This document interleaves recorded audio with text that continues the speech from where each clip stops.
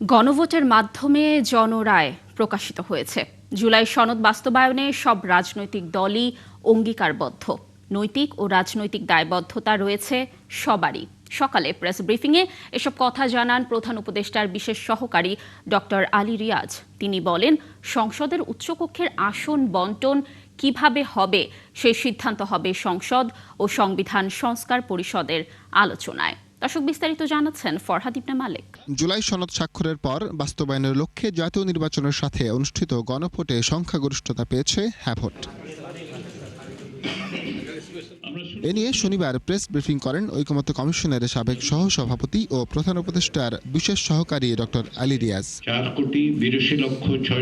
জানান, গণভোটের মাধ্যমে প্রকাশিত হয়েছে জনরায়। এবার জুলাই সনদ বাস্তবায়নের দায়িত্ব নির্বাচিত সরকারের। আমরা আশা করি যে তারা যে অঙ্গীকার করেছে সেই অঙ্গীকারের ভিত্তিতে জুলাই জাতীয় সনদ বাস্তবায়নের আদেশের আলোকে তারা তাদের পদক্ষেপ গ্রহণ করবেন। এটা আমরা বিশ্বাস করতে চাই। আমরা আশা করি যে তারা একইভাবে যেহেতু এক জনরায়ের মধ্য দিয়ে তারা সংসদের সংখ্যাগরিষ্ঠতা এবং সদস্যপদ লাভ করছেন, সবগুলো দল যাদের প্রতিনিধি তাদের এই দায়িত্ব আছে এবং তারা নিঃসন্দেহে জনরায়ের এই দুটো দিককেই বিবেচনায় নেবেন। বিএনপির ঘোষিত ৩১ দফায় উল্লেখ ছিল সংসদের দ্বিকক্ষ বাস্তবায়নের। তবে ঐকমত্য কমিশনের আলোচনায় বিএনপির চাওয়া ছিল উচ্চকক্ষের আসন বিন্যাস হবে নিম্নকক্ষের প্রাপ্ত আসনের ভিত্তিতে। জুলাই সনদে এর বিন্যাস জাতীয় নির্বাচনে প্রাপ্ত ভোটের অনুপাতে।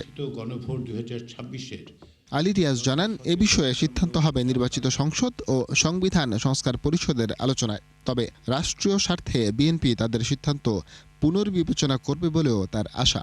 যে বাংলাদেশের রাজনীতিতে বিএনপি বিভিন্ন সময় বড় বড় ধরনের সংস্কারের ক্ষেত্রে অগ্রণী ভূমিকা পালন করেছেন। আমাদের বিশ্বাস যে আলাপ আলোচনার মধ্যে জনরায়ের ভিত্তিতে অন্যান্য দলগুলোর সাথে আলোচনা, জনসমাজের আকাঙ্ক্ষা সমস্ত কিছু বাংলাদেশ জাতীয়তাবাদী দলের নেতৃবৃন্দ বিবেচনায় নেবেন। আর জাতীয় নির্বাচনে ভোটের হারের তুলনায় গণভোটের হার বেশি হওয়াকে অস্বাভাবিক মানতে নারাজ এই সংবিধান বিশেষজ্ঞ। নির্বাচনে ভোট দিতে এসে কেবলমাত্র গণভোটে ভোট দিয়েছেন, অন্য ভোটে কোনো ভোট দেননি, এরকম হয়েছে। ফলে এটা খুব অস্বাভাবিক। ফরহাদ ইবনে মালিক, ৭১, ঢাকা।